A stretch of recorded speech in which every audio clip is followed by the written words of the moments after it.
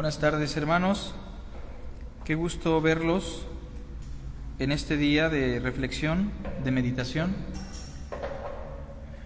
Como siempre, Dios está interesado en nuestras vidas y lo que más necesitamos es su consejo. Y bueno, estamos reflexionando sobre la materia de los acontecimientos finales, que es una de las doctrinas que fungen en el Nuevo Testamento como parte de los primeros rudimentos. Recuerden que el autor a los Hebreos, cuando habla de los primeros rudimentos, en las últimas dos doctrinas destaca el asunto de los acontecimientos finales, que sería la resurrección de los muertos y el juicio eterno. Nosotros nos hemos detenido a examinar el tema central de los acontecimientos finales y de alguna manera el tema central del Evangelio, que es el tema del reino. ¿Qué es el reino? ¿Cuándo inició el reino? ¿Cuándo llegará a su plenitud? Son cosas que ya hemos mencionado. También explicamos anteriormente ya el capítulo 20 de Apocalipsis, capítulo controversial, pero que entendido a la luz de los pasajes más claros, podemos darnos cuenta que es simplemente un simbolismo de algo que estamos experimentando. El reino de los cielos o el reino de Dios fue establecido con la primer venida de nuestro Señor Jesucristo.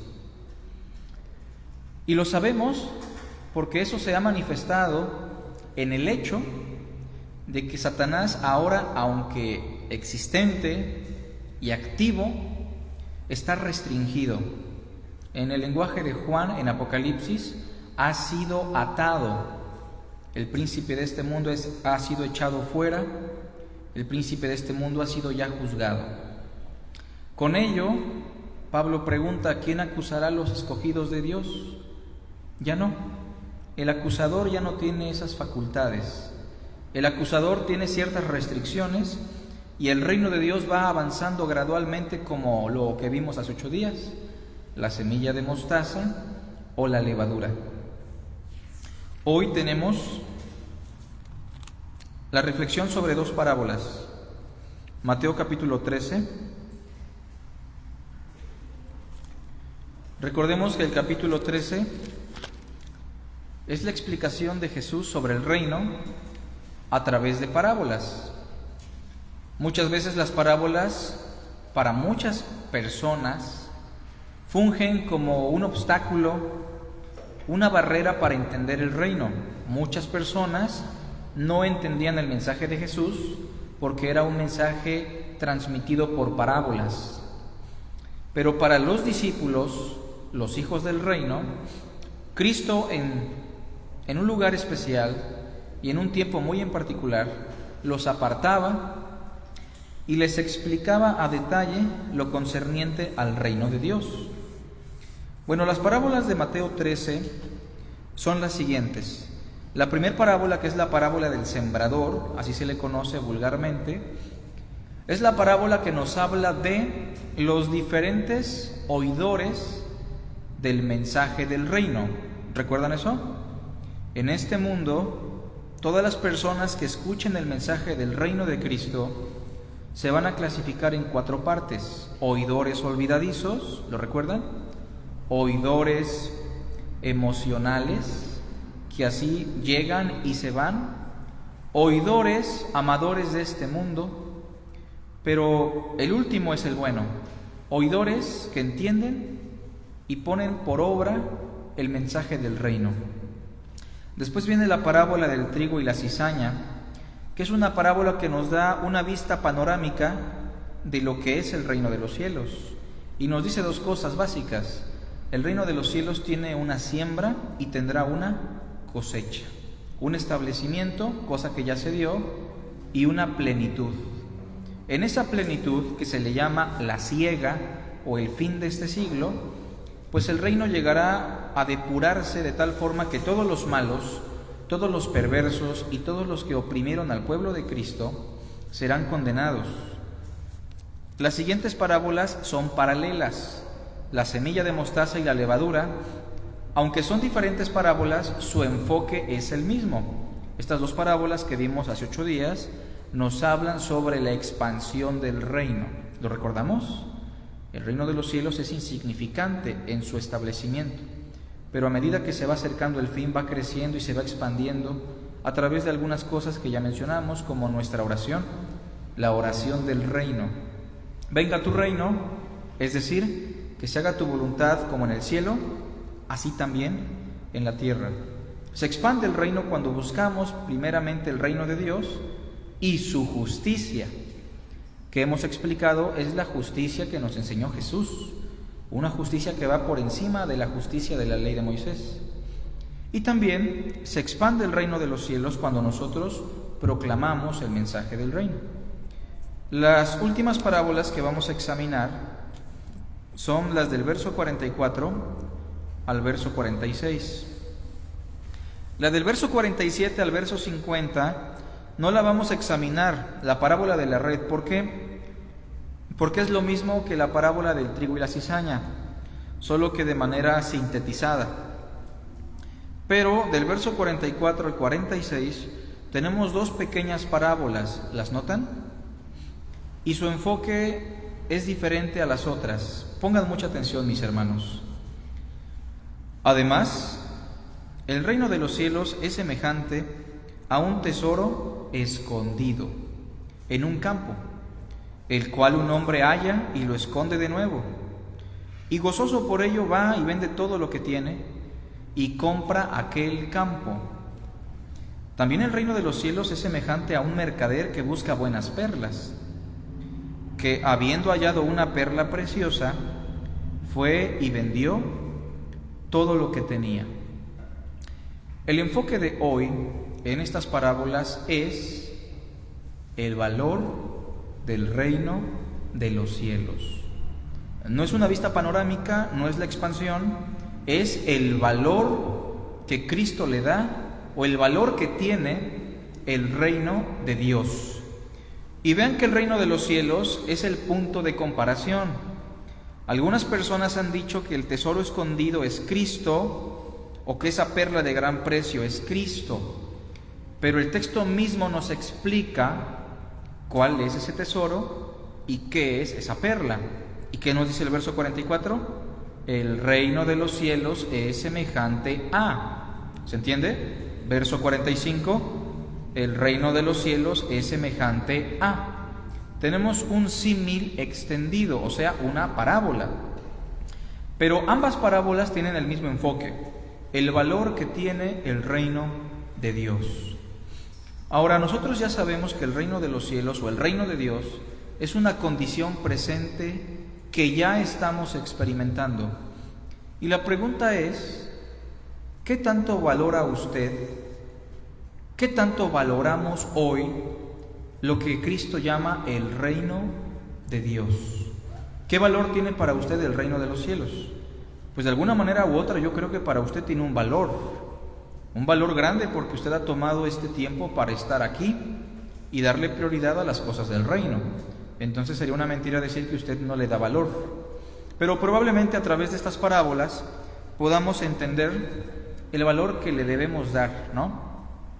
Bueno, en la primera parábola, versículo 44, el reino de los cielos es semejante a un tesoro escondido en un campo, en un terreno, el cual un hombre halla y lo esconde de nuevo. Y gozoso por ello va y vende todo lo que tiene y compra aquel campo. Pensando en la posibilidad de que a usted le pase una experiencia como esta, le hago una pregunta. ¿El porcentaje es grande? O sea, ¿cree que a usted le podrá pasar que un día se encuentre en un terreno, en un campo, un tesoro, no sé, de diamantes, de oro, etcétera? ¿Hay una gran posibilidad o no? Pues poquito, ¿no? Pero difícilmente nos puede ocurrir que nos encontremos un tesoro enterrado por ahí. Ahora, en el verso 45, encontramos a un mercader que se dedica a buscar buenas perlas. Y por lo que vemos en el verso 46, este mercader encontró una ganga que ningún otro mercader había considerado. Entre todo el tianguis o el mercado en el cual andaba, se encontró con una perla de gran precio. ¿Qué tienen en común los dos hombres que acabamos de mencionar? Que encontraron algo que es muy difícil de encontrar, que encontraron algo que difícilmente la persona común puede encontrar. Lo cual nos lleva a la primera consideración del reino, mis hermanos. El que usted esté en el reino de Dios, el que usted haya encontrado el reino de Dios, por no decir que el reino lo encontró a usted, es una bendición, porque no todas las personas tienen ese privilegio, no todas las personas tienen esa experiencia. Hubo profetas y reyes que quisieron ver y oír lo que ustedes escuchan. Y vean que estos dos hombres tienen en común eso. En primer lugar, ser parte del reino es una experiencia privilegiada. Y lo debemos ver así, mis hermanos. Es mayor aún a lo que se dice aquí. Usted no ha ganado o usted no ha recibido algo insignificante. Usted ha recibido el reino de Dios, es parte del reino de Cristo. Por otra parte, quiero que noten otra característica en estas dos parábolas. En el verso 44 se dice que este hombre se puso feliz, estaba gozoso. Yo le pregunto, ¿usted realmente está gozoso por ser parte del reino? Yo sé que hay dificultades, hermanos, pero vean cómo este hombre encuentra el tesoro, está sumamente gozoso, ¿y qué es lo que hace? Va, vende todo lo que tiene y compra aquel campo. ¿Qué hizo el mercader en el verso 46? Que habiendo hallado una perla preciosa, ¿qué hizo? Fue y vendió todo lo que tenía y la compró. La segunda cosa importante de estas dos parábolas tiene que ver con el contraste. El contraste o la balanza que hacemos entre el valor de lo que teníamos antes del reino y el valor que ahora adquiere para nosotros la existencia, puesto que ahora somos partes del reino.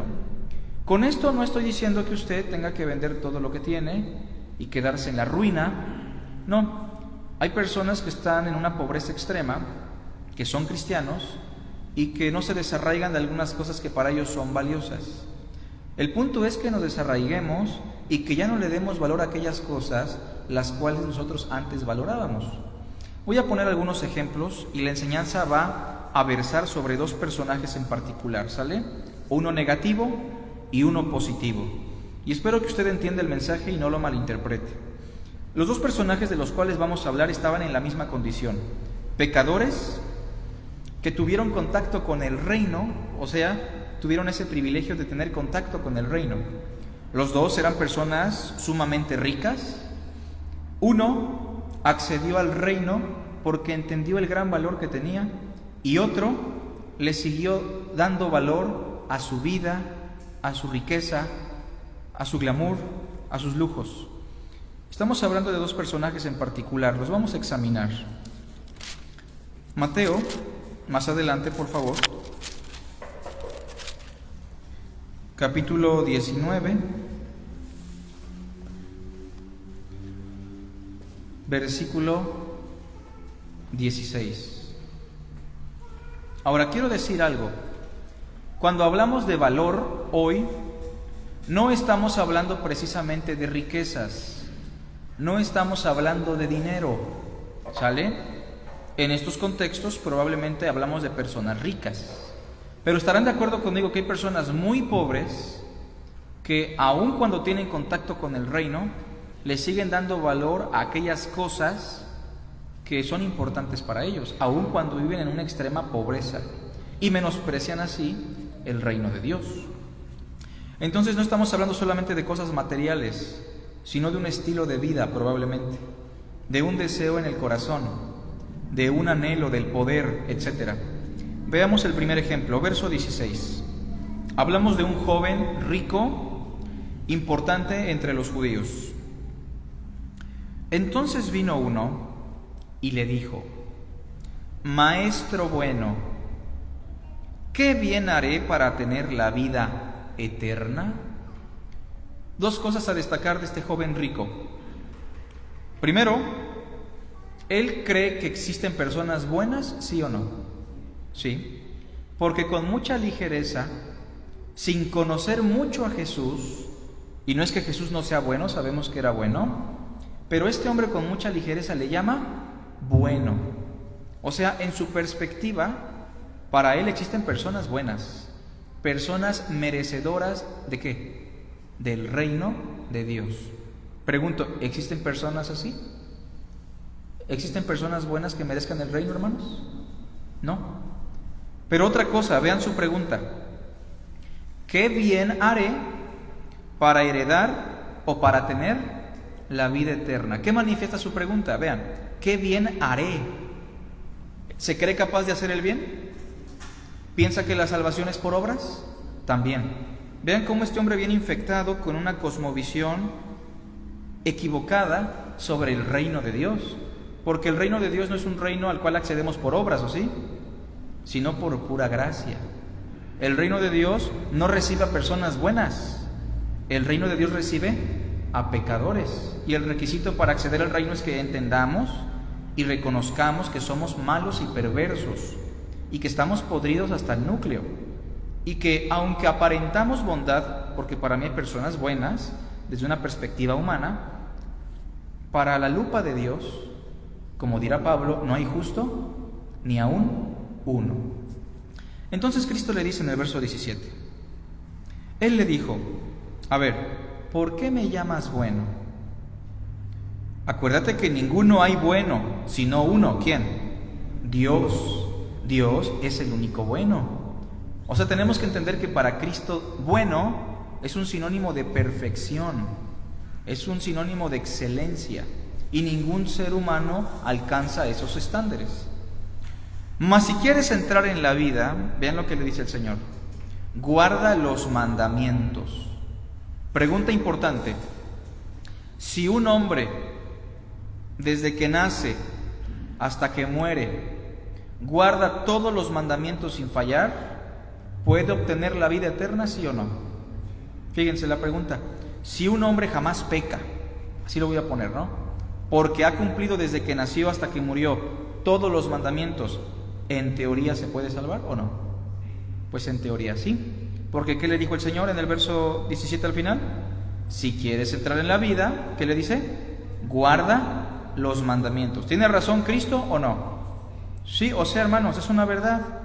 Si usted se quiere salvar por sí mismo, en teoría, si usted cumple todos los días sin fallar desde que nació, cosa que ya no se va a poder, ¿verdad? Hasta que muera, al pie de la letra, usted no va a sufrir condenación. ¿Se entiende? Pero eso es en la teoría, ¿verdad? En la práctica es imposible.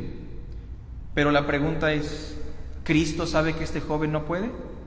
Sabe, pero le dice, guarda los mandamientos, lo alienta, no porque pueda, sino para que se dé cuenta de que él no puede.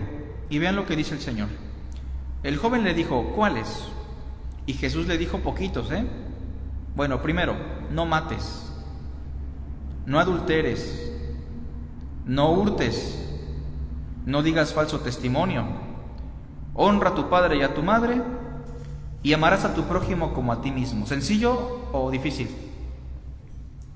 Para mí es imposible, ¿no? Pero el joven, muy contento, le dijo, verso 20, todo esto lo he guardado desde mi juventud. ¿Qué más me falta, no? Échame más porque estos ya los he dominado. Yo creo que este joven no escuchó, ¿verdad?, del Sermón del Monte, esa justicia del reino. ¿Se acuerdan de la justicia del reino? Vamos a examinar. No matarás. ¿Usted ha matado alguna vez? Bueno, si entendemos qué significa buscar el reino de Dios y su justicia, Cristo dijo, vean Mateo capítulo 5, no pierdan este pasaje. Mateo 5, no pierdan este pasaje, por favor. Lo vamos a tener así, miren, para ir y venir, ¿sale? Primer mandamiento que le dio, no matarás, ¿verdad? A ver, 5 de Mateo, versículo 21. ¿Lo tenemos? Oísteis que fue dicho a los antiguos. ¿Se acuerdan que Moisés le dio un mandamiento a los antiguos? Un mandamiento que venía de la justicia de la ley. La ley es buena, ¿verdad? Pero no tiene el mismo nivel de justicia que la justicia del reino de Cristo, que la justicia de Jesús. Bueno, tú oíste que le fue dicho a los antiguos: no matarás, y cualquiera que matare será culpable de juicio. Bueno, verso 22, pero yo os digo, aquí se nos va a dar la justicia de Cristo, la justicia del reino. Pero yo les digo que cualquiera que se enoje contra su hermano, ¿usted se ha enojado contra su hermano alguna vez? ¿Contra algún hermano aquí de la iglesia tal vez? ¿Un amigo, un familiar? Yo sí, ¿no? A veces soy muy enojón y eso es un pecado grave, ¿no? Porque dice, cualquiera que se enoja contra su hermano será culpable ¿de qué? De juicio. O sea, esa persona tenía que ser llevada ante el juicio. ¿Qué más? Y cualquiera que le diga necio a su hermano, necio aquí tiene una connotación de ofensa, de torpe, de estúpido, tonto, esa es la idea. Será culpable ante el concilio de ancianos. Y cualquiera que le diga raca, ahí lo traduce fatuo, ¿verdad? Tiene que ver con torpe, es una grosería básicamente, hermanos, un insulto. Quedará expuesto al infierno de fuego. ¿Creen que este joven había cometido homicidio o no?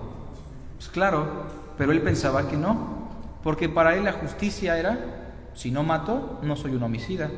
Pero para el reino, todos nosotros aquí somos unos homicidas.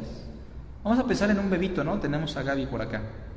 Cuando Gaby quiere un juguete y sus papás no se lo compran, ¿ella es capaz de pegar a papá y a mamá o no? ¿De enojarse? ¿De crear un sentimiento negativo en su corazón o no? Pregunta, ¿eso sería homicidio? Claro, yo sé que Gaby tal vez ahorita no es muy consciente, pero ya en nuestra naturaleza está incrustada esa acción perversa, hermanos. Así somos. Ahora, noten el versículo 18 del capítulo 19. ¿Qué le dice después? No adulterarás, ¿verdad? A ver, capítulo 5, versículo 27. Oísteis que fue dicho, no cometerás adulterio. Tal vez pensamos, no somos adúlteros, ¿no? Pero la justicia del reino, ¿qué exige? Verso 28. Pero yo os digo que cualquiera que mira a una mujer para codiciarla, ya adulteró con ella en su corazón. Por tanto, si tu ojo derecho te es ocasión de caer, sácalo y échalo de ti. Pues mejor te es que se pierda uno de tus miembros, y no que todo tu cuerpo sea echado al infierno. ¿Hemos cometido adulterio, hermanos? Todos. O sea, la codicia, el pensamiento, los deseos del corazón son considerados como adulterio y somos merecedores del infierno. Regresando, no hurtarás. Todos hemos hurtado alguna vez, hermano. Simplemente evadir impuestos es hurtar, es robar. No dirás falso testimonio. ¿Hemos dicho falso testimonio o no? Claro. Honra a tu padre y a tu madre. Ya mejor ni hablamos, ¿no? Y amarás a tu prójimo como a ti mismo. Ahora, este joven está tan infectado por la mentira que en el verso 20 él dice, todo lo he guardado desde mi juventud. Échame más, ¿qué me falta? Jesús le dijo, si quieres ser perfecto, porque el joven pensaba que ya estaba cerquita, ¿verdad? Si quieres ser perfecto, anda, vende lo que tienes. ¿Se acuerdan de la parábola? ¿El joven considera valiosa la vida eterna o no? Fíjense, un poquito, ¿no? Porque estuvo dispuesto a cumplir en su perspectiva con algunos mandamientos. O sea, para él sí es importante tener la vida eterna, pero no es tan importante como lo que él pueda disfrutar en este mundo. ¿Se entiende? Vamos a verlo. Dice el Señor, vende todo lo que tienes, dalo a los pobres y tendrás tesoro en el cielo, y ven y sígueme. Este no es un llamado general, No es que usted hoy se vaya, venda su casa, sus terrenos, su coche. No, no ese es el punto. Aquí Cristo está diciéndole esto al joven porque esto es lo que está incrustado en su corazón. ¿Se entiende? Tal vez si el joven fuese un adúltero, el consejo sería, anda, ve, deja a todas tus amantes, ¿se entiende? Y ven y sígueme. Tal vez si el joven fuese tal vez un mentiroso, le diría el Señor, anda, ve, restaura a las personas a las que les has mentido y ven y sígueme. Pero como su problema tiene que ver con el dinero y las riquezas, el Señor le dice eso. 22. Oyendo el joven esta palabra, se fue triste. ¿Tenía que estar triste, hermanos? Pues en teoría no. ¿Se acuerdan de ese hombre que encontró el tesoro? Cuando lo encontró, ¿qué hizo? Dice que gozoso vendió todo lo que tenía y compró ese terreno. Este hombre en teoría tendría que estar muy contento. Ya me dieron la solución, ¿no? Pero se puso muy triste según el verso 22. Entonces Jesús dijo a sus discípulos: de cierto os digo, que difícilmente, ¿imposible o difícil? O sea que sí, se puede, ¿no? Pero difícilmente entrará un rico, ¿en dónde? En el reino de los cielos. Miren, hermanos, todo lo contrario a lo que enseñaban los fariseos y a lo que enseña la doctrina de la prosperidad hoy. ¿Qué enseñaban los fariseos? Los ricos, la gente que da grandes ofrendas en el templo, es la gente bendecida por Dios y es la primera que va a entrar al reino de Dios. ¿Qué enseñan los pastores hoy en las iglesias de la prosperidad? Si tienes es porque Dios te está bendiciendo. Si no prosperas es porque Dios no está contigo. Pero la mentalidad de Cristo es totalmente contraria, ¿se dan cuenta? Difícilmente los ricos van a entrar al reino de los cielos. Versículo 24. Otra vez os digo que es más fácil pasar un camello por el ojo de una aguja que entrar un rico en el reino de Dios. Aquí tenemos que pensar en la semejanza, ¿no? Un camello. Imagine que el camello en aquella época era similar al medio de transporte más común. Por lo tanto, el camello era un instrumento muy importante. Por lo regular se los robaban, ¿no? Si usted dejaba su camello amarrado afuera, estacionado en el árbol, al rato iba un judío por allá mañoso y se lo llevaba y lo vendía, ¿no? O se lo quedaba. Entonces los judíos optaron por guardar a sus camellos en sus casas, ¿no? Con ellos adentro. Pero las puertas de las casas judías eran pequeñitas, ¿no? No eran como las que tenemos hoy, eran un poquito más pequeñas. A esas puertas se les llamaba agujas. Entonces un judío tomaba el camello y lo estaba casi pateando y exprimiendo para que entrara a la casa. ¿Lo metía? Sí, le costaba mucho, ¿no? Muchas horas tal vez, pero entraba. ¿Se entiende la analogía? Bueno, pues es más fácil que entre un camello por el ojo de una aguja a que un rico entre al reino de Dios. Vean que el asunto no es el dinero, porque abajo tenemos a personas muy pobres. Versículo 25. Sus discípulos, oyendo esto, se asombraron en gran manera, diciendo: ¿quién pues podrá ser salvo? ¿Por qué dijeron eso? Porque estaban infectados por la doctrina de la prosperidad de los fariseos, ¿se entiende? Imagínense, el rico no pudo. Yo que soy un simple pescador, sin estudios, ¿qué va a hacer de mí? ¿Voy a entrar al reino? Pues no tengo nada. Y si el rico no pudo, pues menos yo. Por eso ellos preguntan: ¿quién pues podrá ser salvo, no? Y mirándolos Jesús les dijo: miren, para los hombres esto es difícil o imposible. La salvación para el hombre es algo imposible, hermanos, ¿se entiende? Ser salvo por nosotros mismos es imposible, mas para Dios todo es posible. Como que Pedro entonces empezó a reflexionar, ¿no? Entonces respondiendo Pedro le dijo: a ver, Señor, nosotros lo hemos dejado todo. ¿Se acuerdan de las parábolas? Nosotros sí dejamos todo. No teníamos mucho. Éramos pescadores del vulgo y sin letras, pero nuestro corazón estaba ahí. Y nos hemos desarraigado de eso que era valioso. Lo hemos dejado todo, Señor. ¿Tenían mucho o no? No tenían nada, tal vez. Pero lo que tenían para ellos era valioso. Y lo dejaron todo. La pregunta es, verso 27 al final: ¿qué pues tendremos? ¿Vamos a recibir algo? Y Jesús les dijo: de cierto os digo que en la regeneración, o sea, en esa realidad trascendental, cuando el Hijo del Hombre se siente en su trono, en el trono de su gloria, vosotros que me habéis seguido, también os sentaréis sobre 12 tronos, para juzgar a las 12 tribus de Israel.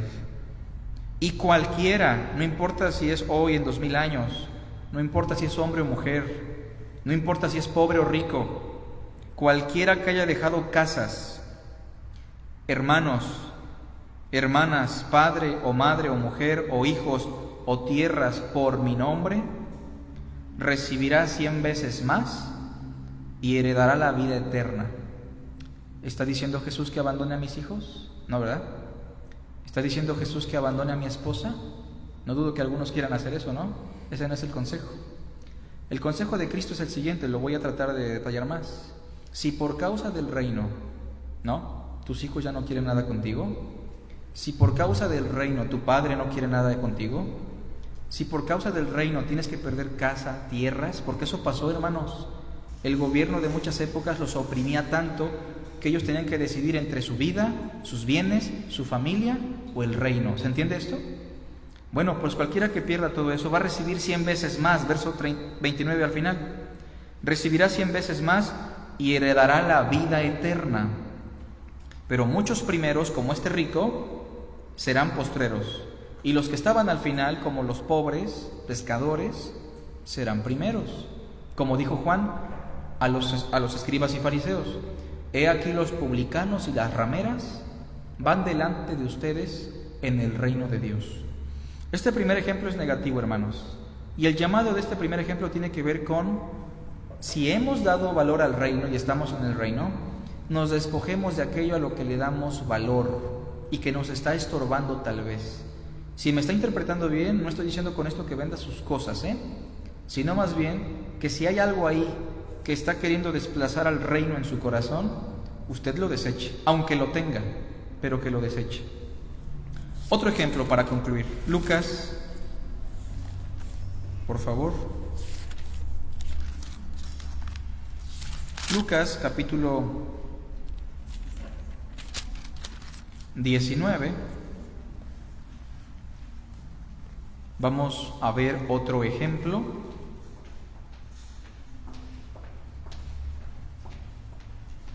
Y noten que en todos los evangelios siempre el enfoque es el reino, Habiendo entrado Jesús, verso 1 de Lucas 19, habiendo entrado Jesús en Jericó, iba pasando por la ciudad, y sucedió que un varón llamado Zaqueo, que era jefe de los publicanos y rico, fíjense, Cristo entra a una ciudad llamada Jericó, y se le aparece en escena un varón que se llamaba Zaqueo, que era jefe de los publicanos y que era rico.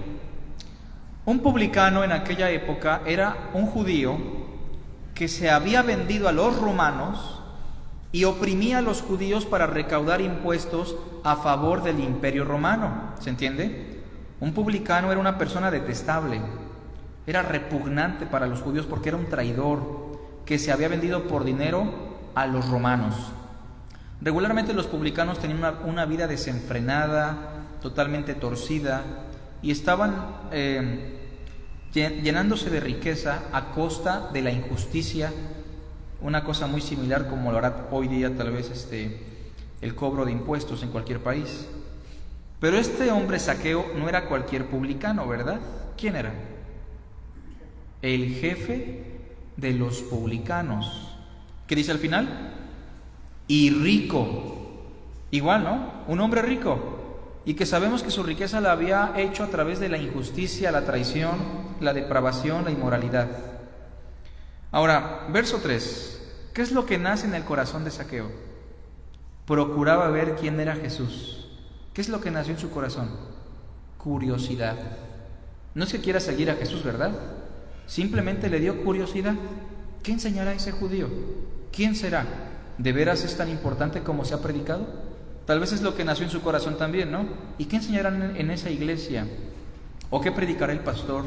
¿O qué dirá la Biblia sobre ese hombre llamado Jesús? Nace la curiosidad en el verso 3.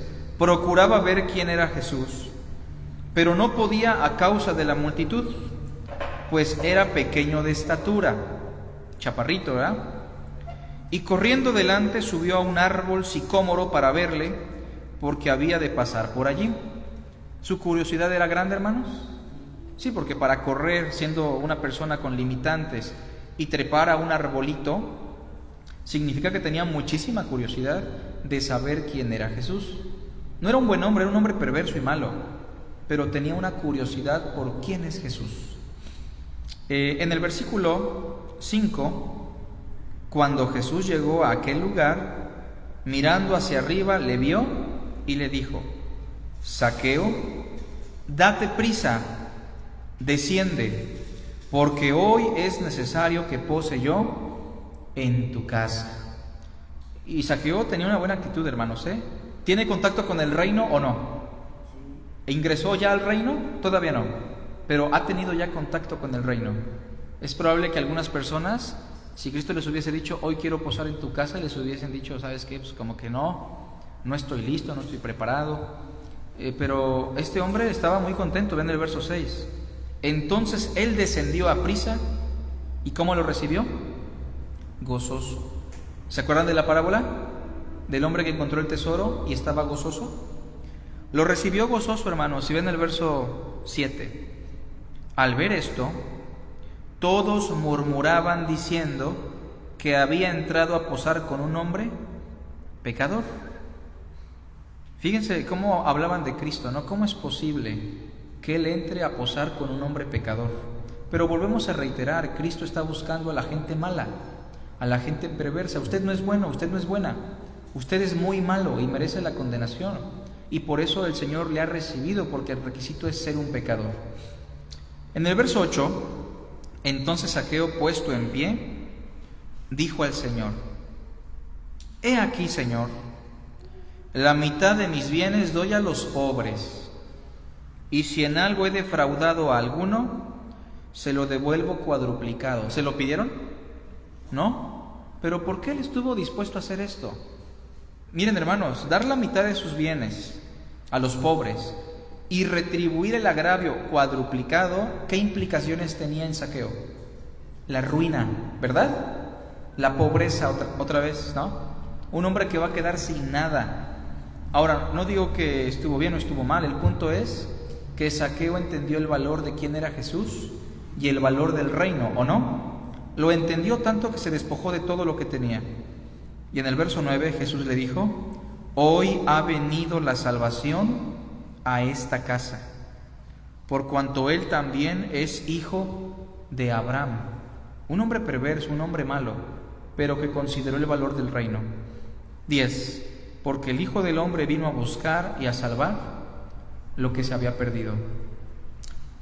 ¿Qué hay en su corazón hoy? ¿Qué hay en nuestro corazón hoy, hermanos, que probablemente está estorbándonos para darle a Cristo y al reino el valor adecuado? Pueden ser las riquezas, puede ser una relación inadecuada, puede ser una adicción a una conducta, puede ser el amor a una cosa insignificante. Pero hoy el Señor le está animando a que considere que lo más valioso es Cristo, lo más valioso es el reino. Puede ser un padre, una madre, un hermano, una hija, una casa, economía, una relación, una satisfacción, un placer, pero el Señor quiere que nos despojemos de todo aquello que, aunque lo tengamos, repito, no esté en el centro de nuestro corazón. Entonces hoy hemos reflexionado sobre el valor del reino, mis hermanos. Vamos a hacer una oración, y si por ahí tienen alguna petición de oración, vamos a elevar al Señor nuestras peticiones. Hermano Aurelio.